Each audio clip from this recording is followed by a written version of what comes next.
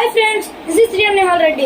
ఈరోజు మనం టీడీపీ మేనిఫెస్టోలో కొన్ని ముఖ్యమైన అంశాలు తెలుసుకోబోతున్నాం. మిగతావి నేను నెక్స్ట్ పార్ట్లో చెప్పబోతున్నాను. Okay, let's start of news episode. First one, Mahalakshmi పథకం.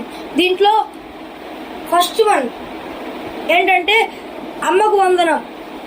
ఇంట్లో చదువుకునే పిల్లలందరికీ ఒక్కరు ఉంటే 15,000, ఇద్దరుంటే 30,000, ముగ్గురుంటే 45,000 ఇవ్వబోతున్నారు. రెండోది దీపం పథకం. ఇంట్లో సంవత్సరానికి 3 గ్యాస్ సిలిండర్లు ఫ్రీగా ఇవ్వబోతున్నారు.